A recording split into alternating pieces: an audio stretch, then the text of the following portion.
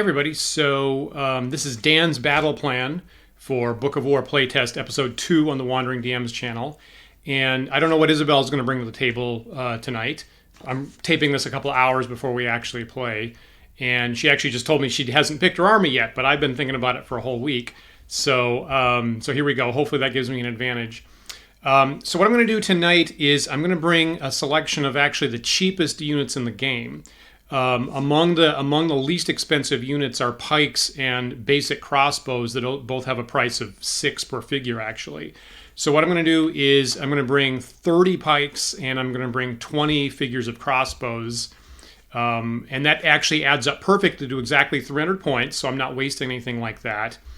I can chop it up into 5 groups of 10 figures each for 60 points each. So that gets me over the 50-point minimum that we have now in those groups. And so one of the reasons why I'm doing this is that, there are some war games in the world. It's a fairly common point that they get broken if one player brings a whole lot of small, cheap units to the table. So I'm kind of wondering if Book of War is likewise totally broken if you just pick a whole lot of the cheapest troop type. I'm hoping not, but if it is, I hope that that's to my advantage tonight. It just so happens to work out to exactly 300 points, which is kind of nice. I also kind of wanted to try like a classic Swiss, crossbow pike grouping, just for the flavor of that. I think the pikes ought to work pretty well if we have a lot of open terrain. They get their special advantage bonus attacks and special defensive bonus only in the open, so they'd be good if there's a lot of open stuff.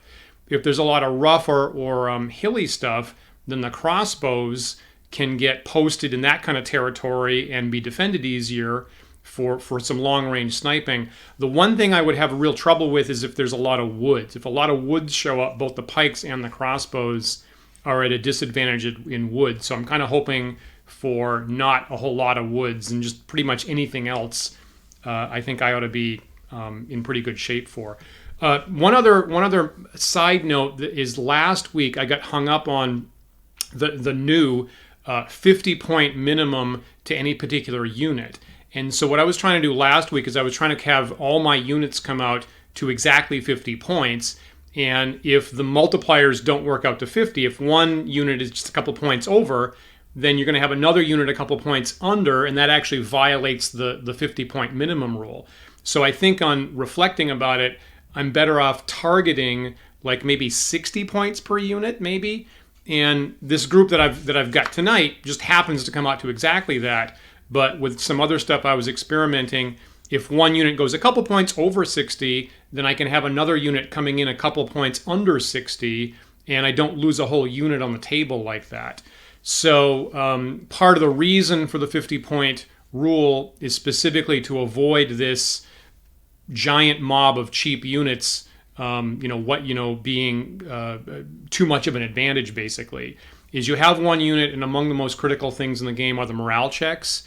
And so if you do have a really big unit with a lot of figures in it, you can still lose the whole squad with one single morale check. So that is kind of a critical rule for the way that works, and we'll see how that works out tonight. And I hope I'm victorious. I can't remember if I've used a crossbows pikes combination in the past before. Certainly not recently. So I'll bring the big cheap units, conveniently allocated to blocks of 10 each, and just hoping for not a lot of woods, and we'll see how that works. Good luck to me.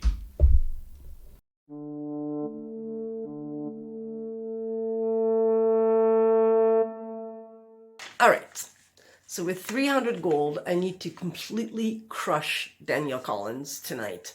So one of the options that we have is war elephants. So of course that's like totally fucking cool. So I have taken 3 war elephant archers.